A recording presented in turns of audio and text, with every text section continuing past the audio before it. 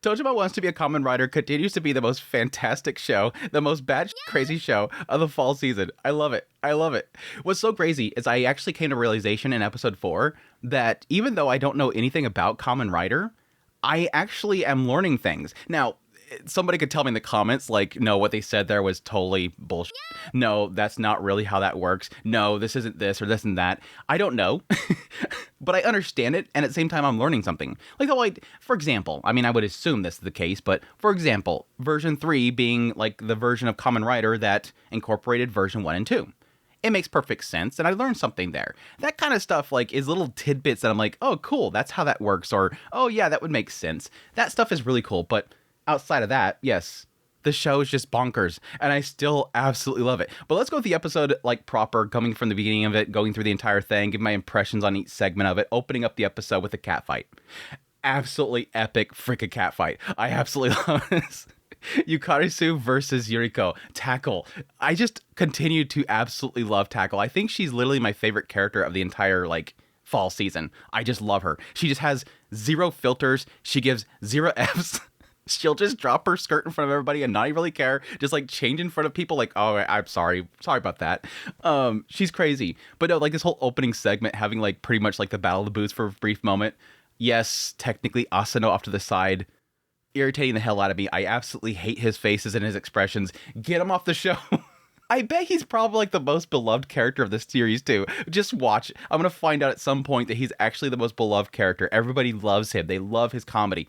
I find him obnoxious. But yes, him off to the side, Yukarisu going over there to kill him or whatever. And then, yes, Tackle showing up. She changes the Tackle and just steps up. The girl just standing there all proud. Yukarisu coming up there and just making fun of her, just smacks her. I love it. I love it. Again, Tackle gives no Fs. Gives absolutely zero Fs. But no, I love how she fights because, like, whenever Yukarisu is, like, going crazy at her, she's just dodging it all. But I love that, like, deflection. That deflection that she kind of has when Yukarisu goes in with the big punch. She absorbs the impact, just brings it in, and it was almost like she just, like, grabbed it with her chest, absorbs the impact, and just pulls her with her. Just, let's take that energy and deflect it into a slam. I just loved it. Yeah, again, I love Tackle so much. But anyways, yes, after defeating Yukarisu, they end up contacting Mitsuba and inform him that his girlfriend is in fact a shocker, and that is a shock. They had to make the joke. They had to make the joke, and I took it. I took it. But no, that's when Mitsuba decides to tell them his story. Finding out that his girlfriend is in fact a shocker, he realized that she is in fact the enemy to his family. Which this little backstory thing was so funny because it felt lighthearted and goofy. Like this idea that these two thieves show up. One's a shocker and one's a human. And they're like, you know, Bonnie and Clyde, as he claims. They're coming in there saying that, you know, they're going to steal everything out of the house and they're going to run away together. And the woman is pointing out to him that, yes, since I'm human, that means that shockers and cops are going to come after you. And he's like, I don't care. Bonnie and Clyde. And it's so funny because it's like, it's kind of lighthearted still. Like, it's still, even though they're getting robbed, it's still kind of lighthearted because you have like this little couple and it's like, again, Bonnie and Clyde, oh, how sweet, but they're still stealing things. Then Grandma shows up out of nowhere and she's this beefcake. She like just strolls in the door. What's going on in this house? Oh, Grandma, these are two thieves. What? Just takes the hoe right to his shoulder and then drags him out of the room. Just drags him out of the house. Presumably going to take him out and just butcher him before, you know, again, it gets really dark. That was the thing, is like this entire backstory is like kind of fun. And it's like, oh yeah, Grandma beat the crap out of him and they became enemies of my family. No, it went from like literally funny and I'm laughing at the idea of this beefcake grandma just beating the crap out of these guys to literally just a massacre happens. And I'm like, okay, never mind. This is not a funny backstory that he's telling that, you know, Tojima is like geeking out over. And again, Yuriko's like, can you please hurry it up? If out of nowhere, Kaiju shows up and just massacres everybody. Again, like a bat kind of person. Just kills everybody. I thought for a minute that it was going to be the woman that was with the thief transformed to Kaiju, that they were secretly a Kaiju. But no, I seen everybody was there. It's just like a Kaiju showed up out of nowhere and killed them all. Which my assumption there means that, yes, if the shockers don't keep to what they're supposed to be doing, if the shockers aren't following through with things and taking down the humans, the Kaiju show up and, you know, correct them. In a sense, kill them. But anyways, yes, That's why they're the enemy to the family, is because him and his brother lost his grandparents to the kaiju and the shockers. Which, yes, opens us up to the appearance of Ishio. Somebody who's just as big of a nerd as Tojima. This guy shows up, he's doing all his poses. He doesn't even need a transformation. I love how they kind of point out the fact that, like, his pose is so perfect, you can see version 3. He doesn't even need a mask. And Tojima sees it. I see it. Yuriko's over here like, what are you talking about? What do you see? Yuriko does like, what are you talking about? But yes, it turns into like the most geeky little conversation here because they reveal the fact that they've taken down shockers, and then Ichio's like, it was you two. You're the ones that did that. And then, yes, Tojima transforms by putting on his mask, and then they have an argument about who is the best version of Kamen Rider. Again, most of this, like, over my head, like, I don't even know. I would assume, again, there's version as in, like, generations and different series of Kamen Rider. So, like, the very original Kamen Rider is probably version 1. Then they had a sequel series, and it's a new cast of characters. That's version 2. Version 3. I don't know.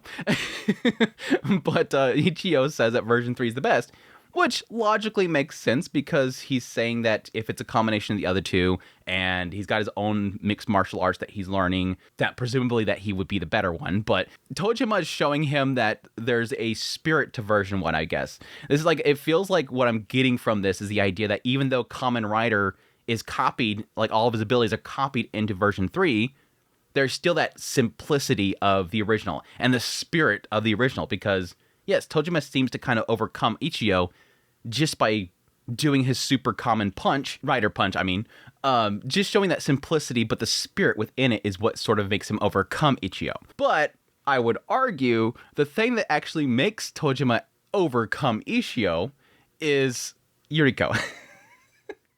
Tackle. Literally, Tackle did the killing blow. Let's be all perfectly honest. It wasn't Tojima that beat Ichio. It was, yes, Tackle that beat Ichio. And the fact that while he's getting beat down, Tackle shows up out of nowhere and says, it's my turn. It's my turn. It's my turn. I get to fight now, right? I want to fight him now. And then Tojima's over like, no, it's my fight. And she's like, oh, crap. Sorry, I got a little carried away. Zip, drop. Right in front of them. Tojima doesn't care. Tojima's just like locked on to Ichio. Ichio is blowing up, and then Mitsuba over here is blowing up, and she just changes in front of everybody. Again, like she doesn't give an F. She has no filters, just does it. Just, I don't care. Whoever sees me, whatever. I don't care. I'm Tackle. I love her. I love her so freaking much.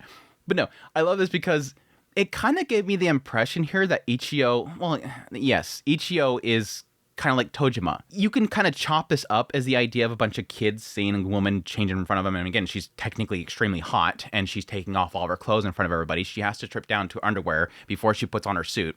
But it could just be simply that there are a bunch of guys that see a hot girl that's just changed in front of them. The other thing I was kind of wondering, and the people in the comments can probably confirm or deny this, I was kind of wondering if in the lore of Kamen Rider, was Tackle with version 3 that Kamen Rider?